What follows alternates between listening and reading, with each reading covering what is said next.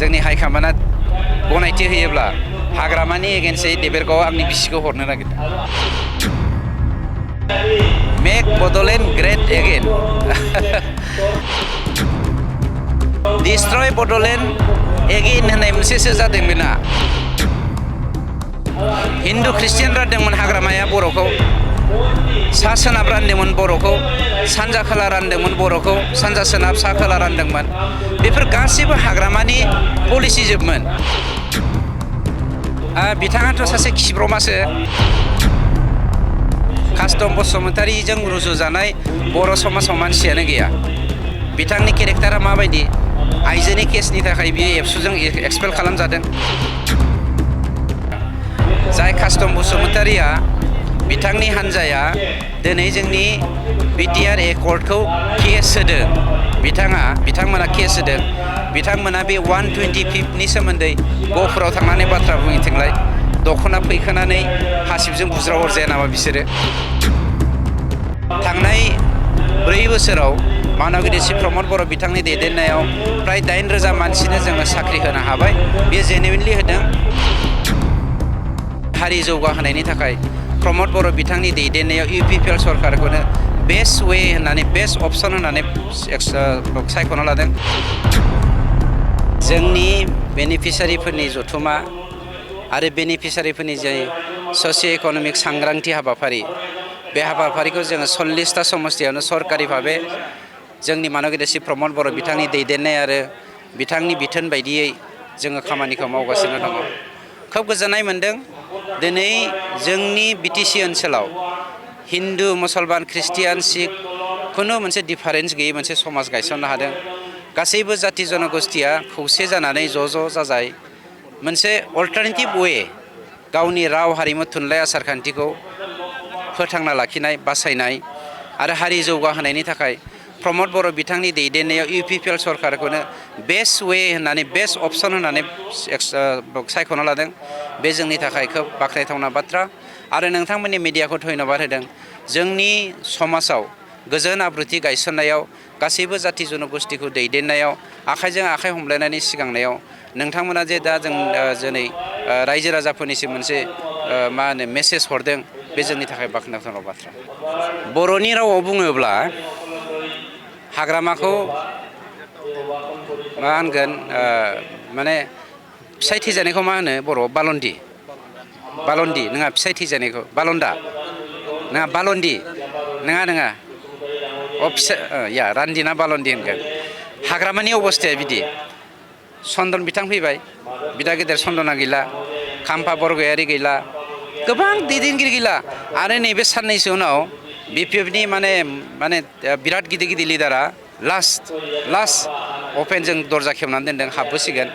गतिके हाग्रामाया दा लामा गोथेनाय आरो बिथिं गैयैजों लोगोसे खुख्रि खाना नांनाय सासे सुबुं बायदि बालन्दा होनगोन ना, बालन्दि होनगोन ना, मा होनगोन, बेफोरबायदि अबस्थायाव दङ। गतिके बेफोरबायदि अबस्थायाव थानाय मानसिया थैनोसै समाव जेब्ला दै गबोनाय मानसिया जेखोनो मेखोनो हमज्रांबायनानै गावनि जोबथा हांखौ बोयो, बेफोरबायदि अबस्थायाव फैनानै दङ। Must welcome. मानोना आंबो आंनि बिसिखौ जुदि चिफ सारा, जोंनि हाइकमान्डआ गनायथि होयोब्ला हाग्रामानि एगेन्स्टै देबेरगावआव आंनि बिसिखौ हरनो नागिरदों। बिथाङाथ' सासे खिब्रमासो।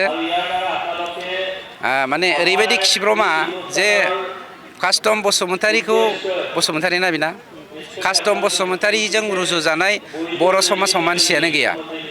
बिथांनि केरेक्टारा माबायदि, आइजोनि केसनि थाखाय बियो एबसुजों एक्सपेल खालामजादों। आरो गोबां दंबावो आं बुंना, जायखौ जों खिब्रमाजों रुजुयो।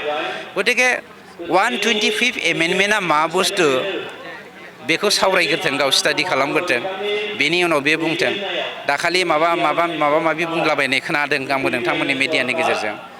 जाय कास्टम बसुमतारीया, बिथांनि हान्जाया दिनै जोंनि बिटिआर एकर्डखौ केस होदों। बिथांमोना केस होदों। बिथांमोना बे 125नि सोमोन्दै गहपुराव थांनानै बाथ्रा बुंहैथोंलाय, दख'ना फैखोनानै हासिबजों बुज्राव हरजाया नामा बिसोरो? गाबोननिफ्राय लानानै 11 तारिखसिम जोंना फिजिकेल टेस्ट जागोन।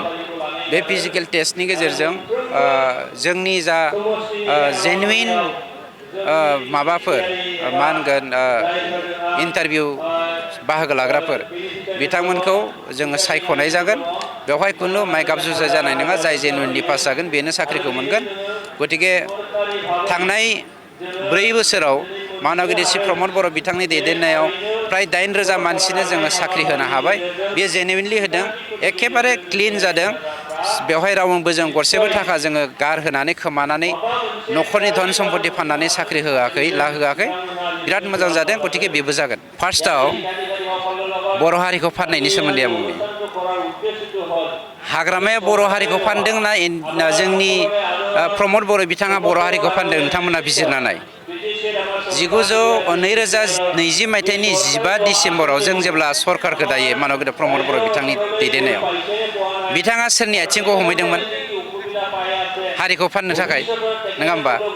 बिथाङा हारिखौ फाननो थाखाय सोरनिबा आथिङाव हमहैदोंमोन। बिनि सिगां गावनि गादिखौ जुगामि लाखिनो थाखाय रोजा रोजा मानसिनि थैनि बानाजों गेलेनानै, नङा होमबा? बर' अनाबर' कनफ्लिक्ट लाबोनानै जे बियो अनाबर' मोनसे सृष्टि खालामफ्लानानै अनाबर'फोरखौ एमपिआव हरनानै गाव सिफ जानानै थाबाय थादोंमोन। नै दाखालि जेब्ला पावारा जोब्बाय, अनाबर'नि अनाबर'नि लिडारा हिरा सरनियाजों आखाइ हमनानै दा आरो गुबुन मोनसे राजखान्थि खालामनो नागिरबाय। आरो मोनसे माबाया जादों, जाय एनडिएफबिफ्रा 34 बोसोर सोमावसारनायनि उनाव मोनसे एकर्डनि गेजेरजों सान्थि गायसननो नागिरदों। बे सान्थिखौ बियो फोजोबस्रांनो थाखाय एकर्डनि बेरेखायै केस होदों, नंगौना नङा? आंनियाव रेकर्ड दं। एकर्डनि बेरेखायै केस होदों। बे केस होनाया मानि थाखाय? हारिखौ फोजोबनोथ' बे बुथारनो थाखाय नागिरदोंमोन। आरो बिनिफ्राय मोनसे बयनिख्रुइ गिदिरसिन बाथ्रा दंबावो। बेखौ दिनै बुंला, आं उनाव बुंनोसै। बेखौ बुंबा एसे दावराव जागोन। इलेक्सन खाथियावसो बुंनोसै आं बेखौ। मा होनदों? Make Bodoland great again. Make Bodoland great again. Destroy Bodoland again होननाय मोनसेसो जादों बेना। मानोना हिन्दु ख्रिस्टियान रानदोंमोन हाग्रामाया बर'खौ, सा सोनाब रानदोंमोन बर'खौ, सानजा खोला रानदोंमोन बर'खौ, सानजा सोनाब सा खोला रानदोंमोन। बेफोर गासैबो हाग्रामानि पलिसि जोबमोन। डिभाइड एन्ड रुल खालामनानै गावनि गेजेरावनो हारिखौ फोजोबस्रांनायनि मोनसे बिथाङा साल दङमोन। जाहोनाव बिथाङा बिआरटिएफ जोनोम होदोंमोन। बै बिआरटिएफआ खिन्थु आनडिसक्ल'ज गोनां जायोबा बेखौ डिसक्ल'ज खालामनानै माबा मोनसे मावगोन, बे मोनसे अबस्थायाव लांदोंमोन। बेफोर दुखुनांथाव गासैबो पलिसिखौ जोङो मिथिनायखायनो हारिया दा जोबथोंसै होननानै 2020 मायथाइनि 27 जानुवारि खालि एकर्डखौ खालामनाय जादों। गतिके गासैबो हारि बुथारनायनि पलिसिया हाग्रामानि। आरो 2 नाम्बार कुइसना मामोन नोंथांना? हाग्रामानि केसआनो दाबो जोबाखै। बिएलटिनि समनि केसआनो दाबो जोबाखै। एनडिएफबिखौ फोजोबनायनि थांखिजों गभर्नमेन्ट अफ आसामा, गभर्नमेन्ट अफ इन्डियाया बै समाव हाग्रामाखौ बेलसो होना दोनदों, मिथिबाय? हाग्रामानि केसआ दाबो जोबाखै। जिखुनु मुहुर्तआवनो दानो हाग्रामाया जेल जानो हागौ, माबा मोनसे गोरोन्थि मावब्लानो। गोरोन्थियाथ' मावगासिनो दं, बेखौ निमाहासो होबाय दङ। हाग्रामानि सायाव जोंहा बहुद केस होनांगौ दङ, खिन्थु बेबो जोंनि बर' फिसा, जों बेनि थाखायनो केसखौ होआखै।